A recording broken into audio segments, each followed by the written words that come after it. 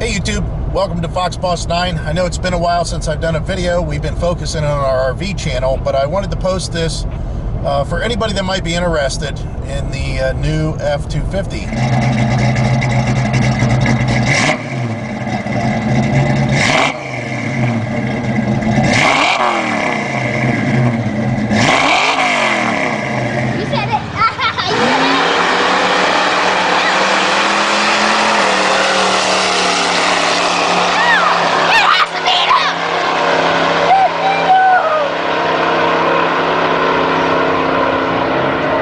Compared to my old F250.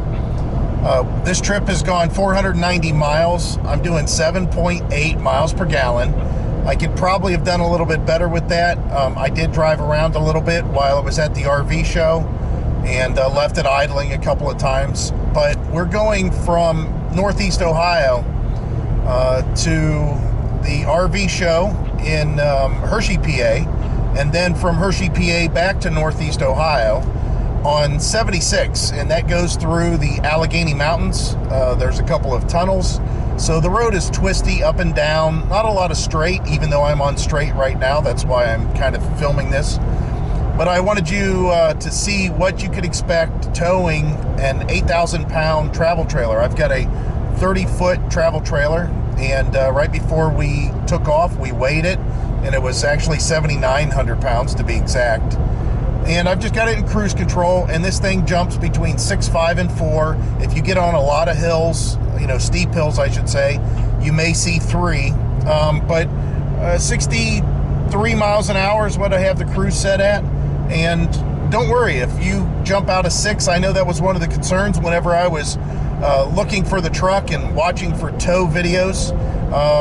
Police reported ahead. What's going on as far as what it feels like whenever it drops from 6th to 5th. Now the speed limit's 70 here, but when I tow, there's just no rush. I can get up to 70. I can get up to 100, I'm sure, if the speed limiter would let me, which it doesn't. But yeah, just to give you an idea, this is what it looks like. About, I don't know, 1,700 RPM and 5th gear, 6th gear, jumping back and forth.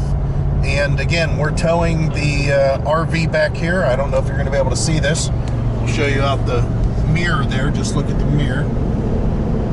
And it's an ultralight, but it's still, like I said, it's 7,900 pounds and it's 30 foot. And the overall height, which includes the air conditioners, is 11 foot 2 inches. But the RV itself is probably 10 foot tall, maybe a little bit more than that. No, probably 10 foot at the corners. So this is what you can expect. This is a 2019 F250 Super Duty extended cab long bed 4-wheel drive with the camper package, and it's a 10,000 GVW package.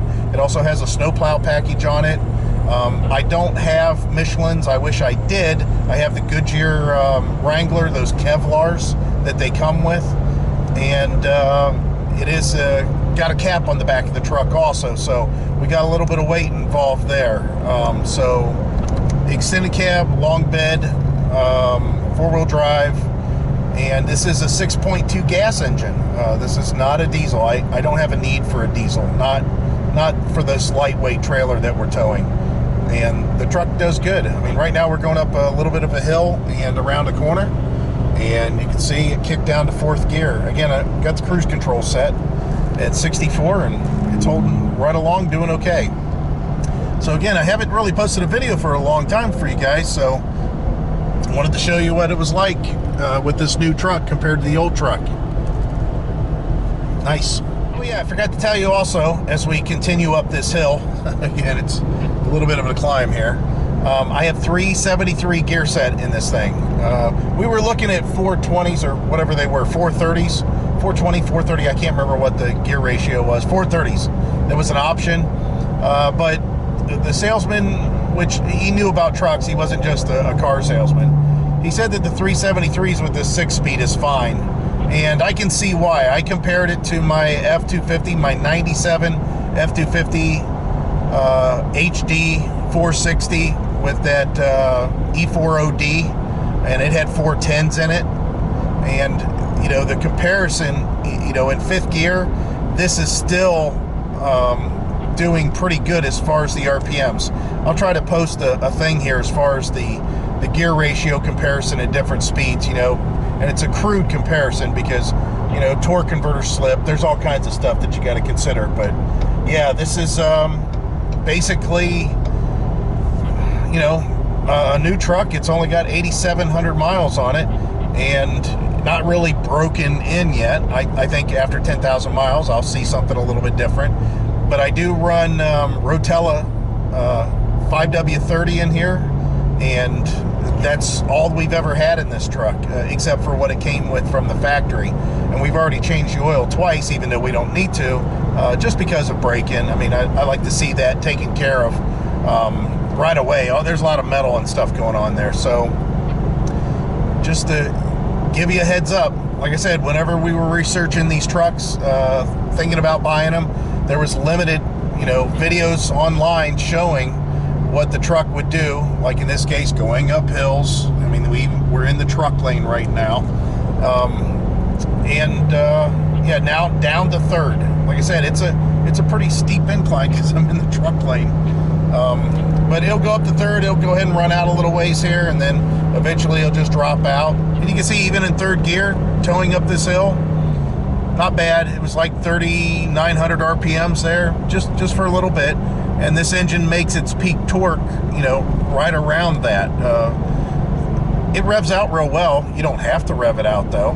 And I've screwed around with this manual mode quite a bit, seeing what I could get away with. And it's fun. It's really fun because you might get in a situation where you're real close to, you know, kicking down to fifth gear. Not a big deal. You just go ahead and lock it in sixth and let it stay there. It won't kick down no matter what you do to the pedal. You put the pedal to the floor and it stays in six. You could probably do that at 40 miles an hour. It'd still stay in six. So I'm going to close this out. If you guys have any questions, I'll try to answer them. But again, whenever we researched buying this truck with this gas engine, we just didn't see a lot of information on it. Now, I suspect that a lot of you that are watching this video now might be, you know, years later from when I post this. And because the 7.3 is out, the market is probably going to be flooded with, you know, 6.2 gas engines that are used, that you can buy a lot cheaper than a new 7.3. Just to let you know that the 6.2 is a very good engine. We have not had any problems with it except a noise that happened whenever it was cold, when the thing was new. And we haven't experienced that again. We'll have to wait till it gets really cold. Maybe we'll see that. But again, twisty, a little bit up a hill here. It may kick down to 4. Yeah, there we go. It's pretty predictable, and it's a good shift. I don't have any kind of tuner or anything on it. Just have it in tow haul mode, and it knows what to do. Like I said, it makes it a lot easier to drive because you can just put the cruise control on, which I never did with my older trucks. Just seemed like that there wasn't enough gears to choose from, and the overdrive was a little bit too steep. And if you let the cruise control work it, it would always kick it down. It would kick it down a gear. So it's a quiet truck, and it's a joy to ride in. It's not bad at all. So if you guys are looking at towing an RV that, like ours, weighs out at 8,800 pounds fully loaded, go ahead. This is fine. This will do the job, no problem. Again, we're not on flat ground. We're going up a hill here, and that's why there's a truck lane over here. It's very, very manageable. Very, very manageable. So I'll let you guys go. I appreciate it. Again, any questions, let me know, and I'll see if I can answer them.